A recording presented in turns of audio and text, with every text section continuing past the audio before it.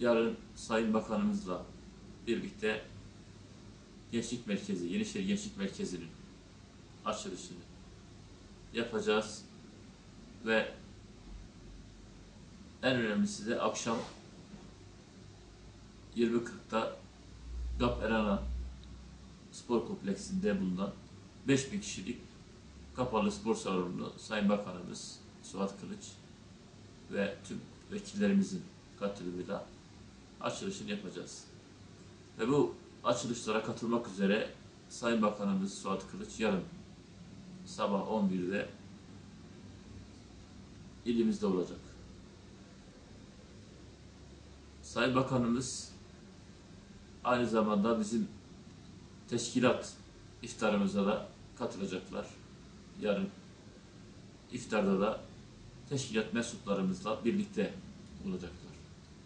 Bunun öncesinde de yine il başkanlığımızda Sayın Bakanımız İl Danışma Meclisi toplantımıza katılacak ve böylelikle Sayın Bakanımızın katılımıyla ilimizde çok verimli bir program gerçekleştirmiş olacağız.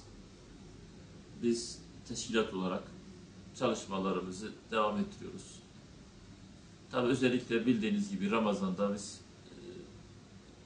çalışmalarımızı genelde medyaya sunmadan bu çalışmalarımıza devam ediyoruz. Her gün vatandaşlarımızı ziyaret ediyoruz. Onlarla birlikte iftarlar yapıyoruz. O hazzı birlikte yaşıyoruz. Teşkilat çalışmalarımız bu minval üzere devam ediyor. Yine tabii biz parti olarak yarın yine vekillerimizin de katılımıyla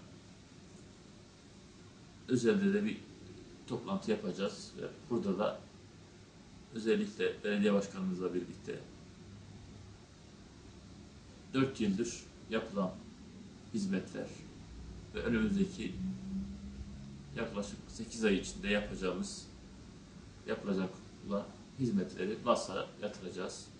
Böylece teşkilatlarımızda çalışmaları devam ettiriyorlar. Milletvekillerimizin bir kısmı ilimizde, onlar da Ramazan programları kapsamında programlara katılıyorlar, çeşitli programlara katılıyorlar. Hemen hemen her vekilimiz günde yani neredeyse 5-10 programa birden katılıyorlar. Ben bu vesileyle Ramazan'ın tekrar tüm vatandaşlarımıza, tüm ilimize hayırlar getirmesini temenni ediyorum.